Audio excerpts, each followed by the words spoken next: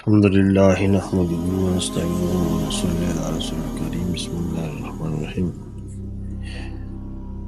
الرحمن اور رحیم میں کیا فرق ہے؟ تو یاد رکھیں یہ بات، لفظ رحمان اور رحیم جمہور کے نزدیک صفت مشبہ کی صیغے ہیں اور بعض کے نزدیک دونوں مبالغہ کی صیغے ہیں۔ لفظ رحمان اور رحیم میں فرق یہ ہے، دونوں کے ایک ہی معنی ہیں، آپس میں کوئی فرق نہیں، پس دونوں میں تساوی کی نسبت، تساوی مطلب برابری۔ الرحمن کاشف الکروب والرحیم غافر الذنوب، یعنی رحمان کے معنی پریشانی کو دور کرنے والا اور رحیم کے معنی گناہوں کو معاف کرنے والا۔ اس بنا پر دونوں کے درمیان تباین کی نسبت ہوگی۔ الرحمن تبین الطریق والرحیم بالعصمت والتوفیق، یعنی رحمان کا معنی راستہ بتلانے والا اور رحیم کا معنی عصمت اور توفیق عطا کرنے والا۔ اس بنا پر بھی تباین کی نسبت ہوگی۔ الرحمن اللہ کے ساتھ خاص ہے کیونکہ رحمان کا معنی ہے الرحمن هو المنعم بما لا يتصور صدور جنسی من العباد، یعنی رحمان اس منعم کو کہا جاتا ہے جو اس طرح انعام کرتا ہو کہ جس کا وقوع مخلوق سے ممکن نہ ہو، اور ظاہر ہے کہ رحمان کے یہ معنی غیر اللہ میں نہیں پائے جاتے ہیں، اس لیے غیر اللہ پر رحمان کا اطلاق نہیں کیا جاتا۔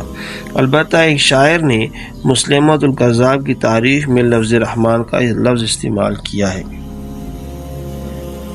اس کا جواب یہ ہے کہ یہ شاعر کی جہالت پر مبنی ہے۔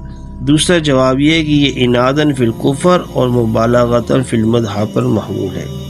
تیسرا جواب یہ ہے کہ اس شعر میں لفظ رحمان صفت مشبہ نہیں بلکہ مصدر ہے اور مضاف محذوف ہے۔ اب تقدیری عبارت یہ ہوگی کہ لا زالت ذا رحمان، اور یہ لفظ رحیم کا غیر اللہ پر اطلاق ہوتا ہے کیونکہ رحیم کے معنی آتے ہیں هو المنعم بما يتصور صدور جنسی من العباد، یعنی رحیم کہتے ہیں اس طرح انعام کرنے والے کو جس کا صدور مخلوق سے بھی ممکن ہو۔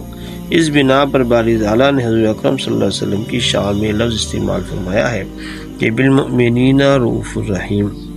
لفظ رحمان اللہ تعالیٰ کے ساتھ قائم ہونے والی صفات پر دلالت کرتا ہے، اس لحاظ سے رحمان وصف ہے، اور لفظ رحیم مرحوم سے متعلق صفات پر دلالت کرتا ہے، اس لحاظ سے رحیم صفت ہے۔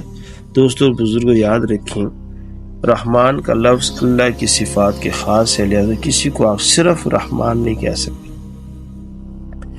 آپ نے کسی کا نام رحمان رکھنا ہے تو رحمان اللہ کہیں، گل رحمان کہیں، محمد رحمان کہیں۔ آپ یقین کریں یہاں تو ہوٹلوں کے اوپر لوگوں نے رحمان کے نام لکھ دیے ہیں اور ہوٹلوں کے نام رکھ دیے ہیں۔ تو اللہ تعالیٰ مجھے اور آپ کو صحیح اسلام پر عمل کرنے کی توفیق عطا فرمائے۔